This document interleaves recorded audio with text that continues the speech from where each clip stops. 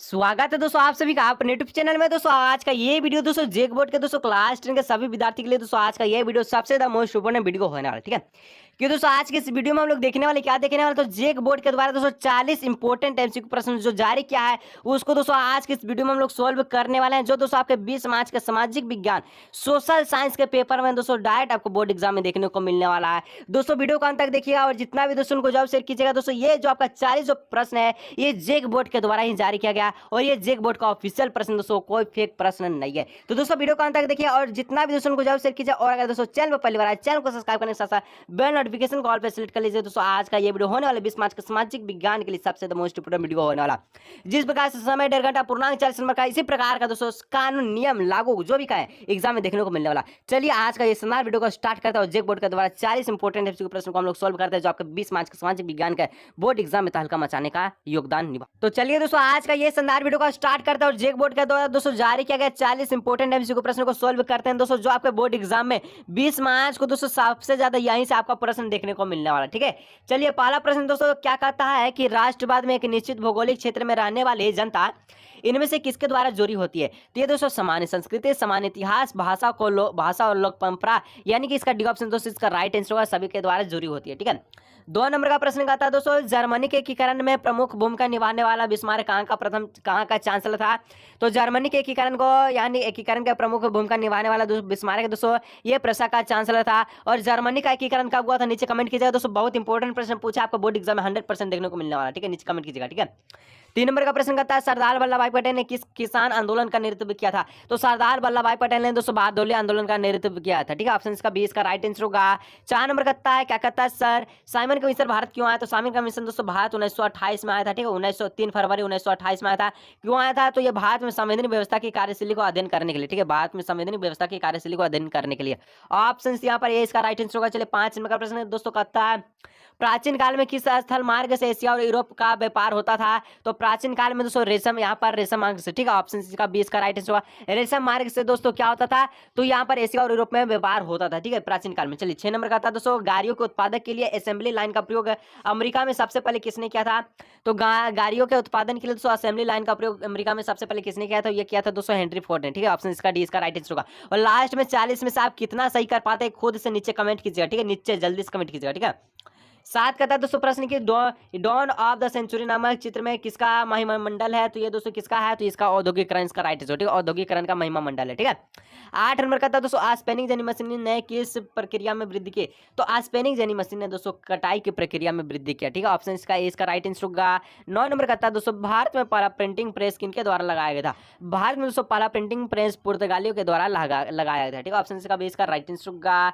10 number का प्रश्न कहता है सर क्या कहता है और दोस्तों कल जो 20 मार्च को एग्जाम हो उसके लिए कितना आप तैयार हो चुके हैं नीचे कमेंट कीजिएगा। ठीक है, और आपको कोई टेंशन नहीं लेना दोस्तों, जो भी वीडियो अपलोड कीजिए उसको देख के जाइए एक बार। उसके बाद दोस्तों 40 में 40 ऑब्जेक्टिव 40 में 40 सब्जेक्टिव लाने से कोई नहीं रोक सकता दोस्तों। जो वीडियो अपलोड किए उसको देख कर जाए उसके बाद कुछ को मत दिखेगा। ठीक है, चलिए गेली क्या है दोस्तों तो गेली एक धातुई फ्रेम है दोस्तों। इसका ऑप्शन इसका ए इसका राइट आंसर होगा। 11 नंबर का था यदि सरकार के विभिन्न अंगों विधायिका कार्यपालिका और न्यायपालिका के बीच सत्ता का बंटवारा होता है तो उसे क्या कहते हैं। तो कार्यपालिका न्यायपालिका दोस्तों ये जब सत्ता का बंटवारा हो तो इसको हम लोग उसे क्षेत्रीय वितरण कहते हैं। यही दोस्तों अगर केंद्र सरकार राज्य सरकार और स्थानीय सरकार की बात आती है तो इसको हम लोग ऊर्ध्वाधर कहते हैं। ठीक है, लेकिन कार्यपालिका न्यायपालिका और विधायिका कहा तो इसको क्षेत्रीय वितरण क्षेत्रीय कहेंगे। ठीक है, क्षेत्रीय वितरण। चलिए 12 नंबर का प्रश्न कहता है दोस्तों भारतीय संघ में इस समय क्या है। तो भारतीय संघ में इसमें क्या है कि एगो राज्य के केंद्र शासित प्रदेश है। तो 28 राज्य 8 गो संघीय क्षेत्र यानी कि केंद्र शासित प्रदेश। ठीक है, चलिए ऑप्शन 20 का राइट आंसर होगा। 13 नंबर का प्रश्न कहता है मेक्सिको ओलंपिक की कहानी किस आंदोलन से संबंधित है। तो मेक्सिको ओलंपिक की कहानी अश्वेत आंदोलन शक्ति से क्या है तो यहाँ पर संबंधित है। ठीक है, चलिए अब नेक्स्ट प्रश्न दोस्तों कहता है संविधान के किस अनुच्छेद द्वारा अस्पृश्यता को समाप्त कर दिया गया। अस्पृश्यता बोले तो छुआछूत सर, तो ये दोस्तों संविधान यानी कि अनुच्छेद 17वां में इसको समाप्त कर दिया गया था। ठीक है, 15 नंबर का प्रश्न कहता है दोस्तों वामसेफ निम्न में से किसका संगठन है। तो वामसेफ दोस्तों ये किसका संगठन है तो ये आपका सरकारी कर्मचारियों का संगठन है। ऑप्शन इसका 20 का राइट आंसर होगा। 16 नंबर का प्रश्न कहता है भारत में राजनीतिक दलों को मान्यता कौन देता है। तो भारत में दोस्तों राजनीतिक दलों को मान्यता चुनाव आयोग देता है, चुनाव आयोग। ऑप्शन डी इसका राइट आंसर होगा। ठीक है, चलिए नेक्स्ट प्रश्न 17 नंबर की ओर बढ़ते हैं। लोकतांत्रिक सरकार होती तो लोकतांत्रिक सरकार कैसे होती है। उत्तरदायित्व सरकार, जिम्मेदार सरकार, वैध सरकार। कहता है दोस्तों लोकतंत्र में प्रमुख चुनौतियां निभाने वाले जो यानी कि लोकतंत्र में जो है वैध सरकार, जिम्मेदार सरकार और उत्तरदायी सरकार का गठन कैसे होता है। 5 नंबर का प्रश्न दोस्तों बहुत इंपॉर्टेंट प्रश्न पूछेगा। तो इस तरह से दोस्तों यहाँ पर option A, option B, option C तीनों तरह से होता है, तो यानी डी इसका राइट आंसर होगा। और इसके ऊपर में दोस्तों आपको लिखना होगा कि उत्तरदायित्व सरकार में क्या होता है, जिम्मेदार सरकार में क्या होता है, वैध सरकार में क्या होता है, ये लॉन्ग में। ठीक है, चलिए अभी तो शॉर्ट में हम लोग देखे ऑप्शन यहाँ पर देख रहे, तो ऑप्शन में यहाँ पर हम लोग मार लिए। ठीक है, चलिए 18 नंबर कहता है लोगों को राजनीतिक सुधार लागू करने में और सशक्त कानून बनाने वाला कौन सा अधिनियम सिस्टम है, तो ये दोस्तों सूचना का अधिकार सिस्टम अधिनियम है। सूचना का अधिकार कब पारित हुआ दोस्तों, नीचे कमेंट कीजिएगा। जो प्रश्न पूछे सभी का आंसर कमेंट कीजिएगा। यही दोस्तों आपका टेस्ट है। ठीक है, और 20 मार्च का सामाजिक विज्ञान का फाइनल क्वेश्चन यहीं से आएगा। 19 नंबर, निम्नलिखित में से किस राजनीतिक संस्था में महिलाओं के लिए सीटें आरक्षित है, तो पंचायती राज में दोस्तों महिलाओं के लिए सीटें आरक्षित है 33%। ठीक है, प्रश्न पूछता बहुत इंपॉर्टेंट। ठीक है, चलिए नर्मदा बचाओ आंदोलन का नेतृत्व किसने किया, तो नर्मदा बचाओ आंदोलन का नेतृत्व दोस्तों मेघा पाटेकर ने किया था। ठीक है, मेघा पाटेकर।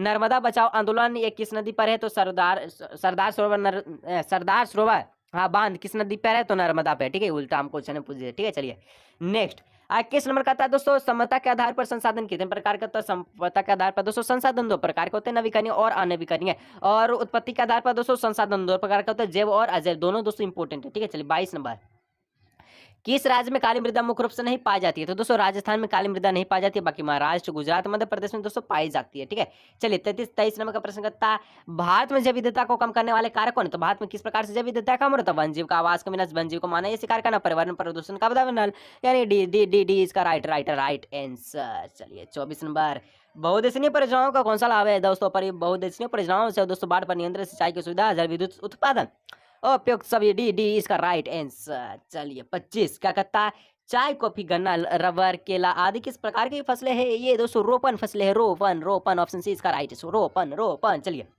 26 का था दोस्तों प्रश्न कि भारत में धान की खेती मुख्य रूप से किस फसल ऋतु में की जाती है, तो धान का खेती दोस्तों खरीफ फसल में किए जाते हैं, जिसको जून जुलाई में पता है अक्टूबर के आसपास में काट लेते हैं, जिसका प्रमुख उत्पादन है धान। चलिए नेक्स्ट 27 नंबर का दोस्तों निम्नलिखित कोयला की खानों में से कौन झारखंड राज्य में, तो कोयला के खानों में से दोस्तों बोकारो से कौन है, नीचे कमेंट कीजिएगा नीचे। ठीक है, बी ऑप्शन राइट आंसर।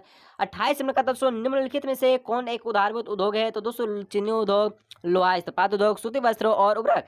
इस यहाँ पर इसका क्या होगा, यहाँ पर इसका लोहा इस्पात उद्योग यानी बी ऑप्शन इसका राइट आंसर होगा। 29 नंबर का प्रश्न करता है कारखानों द्वारा निष्कासित 1 लीटर अपशिष्ट से लगभग कितना गुना जल दूषित हो जाता है, तो 1 लीटर अपशिष्ट से 208 गुना यहाँ पर दूषित जो है जल हो जाता। और दोस्तों अभी तक जो लाइक नहीं किया दोस्तों एक बार वीडियो को लाइक, चैनल को सब्सक्राइब करने के साथ बेल नोटिफिकेशन कॉल पे सेलेक्ट करके जितना भी दोस्तों को जरूर शेयर कीजिएगा, टेलीग्राम ग्रुप, व्हाट्सएप ग्रुप सभी दोस्तों वीडियो को शेयर जरूर कीजिएगा। और दोस्तों वीडियो कैसा लग रहा है एक बार कमेंट कीजिएगा। ठीक है, चलिए अब 30 नंबर का दोस्तों निम्नलिखित में से सड़क परिवहन के बारे में कौन सा कथन असत्य है, तो रेलवे की अपेक्षा लागत बहुत अधिक होता है, यह कथन असत्य है, बाकी सभी आपका सत्य है। ठीक है, क्यों दोस्तों सड़क में कम लागत लगता है रेलवे की अपेक्षा। ठीक है, क्योंकि दोस्तों रेलवे में पटरी रहता है, बैटरी जो कि लोहा का, उसमें बहुत ज्यादा महंगा पड़ता है, लेकिन रोड में दोस्तों ये कचरा से ही रोड बन जाता है। ठीक है, चलिए अब 31 नंबर का था मानव विकास रिपोर्ट है देशों की तुलना किस आधार पर करती है, तो मानव विकास रिपोर्ट देशों की तुलना स्वास्थ्य, शिक्षा, प्रतिव्यक्ति, उपभोग सभी पर करती है। ठीक है, चलिए 32 नंबर का था दोस्तों इनमें से कौन भावी पीढ़ी के कल्याण को परिभाषित करता है, तो भावी पीढ़ी के कल्याण को परिभाषित करता है धन या विकास, धार नहीं है विकास, ऑप्शन इसका राइट आंसर होगा। ठीक है,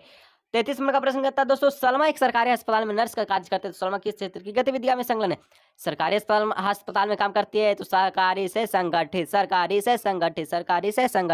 ठीक है, चलिए 34 नंबर का था दोस्तों सेवा क्षेत्र में इनमें से किस तरह की गतिविधियां शामिल है, तो सेवा क्षेत्र से प्रदान करता है, तो परिवहन, संचार और बैंकिंग।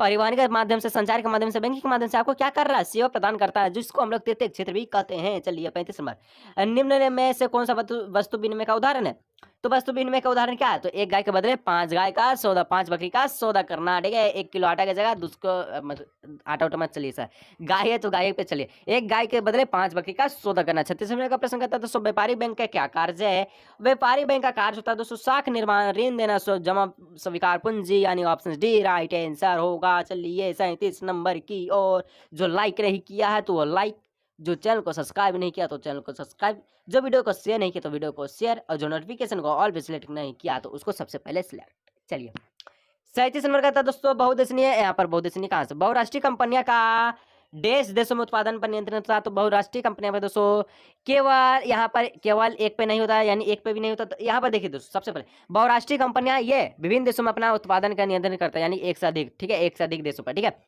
फोर्ड मोटर किस देश की कंपनी है दोस्तों? तो फोर्ड मोटर अमेरिका कंपनी है, ठीक है, अमेरिका देश की कंपनी है। 2 प्रश्न बच्चा, जो लाइक नहीं किया तो बच्चों वीडियो वीडियो को लाइक, चैनल को सब्सक्राइब कर लीजिएगा। हॉलमार्क किस प्रकार की वस्तु का गुणवत्ता का प्रमाणित चिन्ह है? ये दोस्तों आभूषण, आभूषण इसका राइट आंसर, ठीक है, आभूषण। चलिए दोस्तों नेक्स्ट प्रश्न दोस्तों, आज के इस वीडियो का लास्ट प्रश्न कहता है राष्ट्रीय उपभोक्ता दिवस किस तिथि को मनाया जाता है? राष्ट्रीय उपभोक्ता दिवस दोस्तों किस तिथि को मनाया जाता है? बहुत इंपॉर्टेंट प्रश्न है, सभी के नीचे कमेंट में कमेंट आना चाहिए। और आज का ये वीडियो यही समाप्त हुआ। वीडियो अच्छा लगे तो वीडियो को लाइक, चैनल को सब्सक्राइब कीजिए दोस्तों। मिलेंगे हम लोग नए वीडियो में।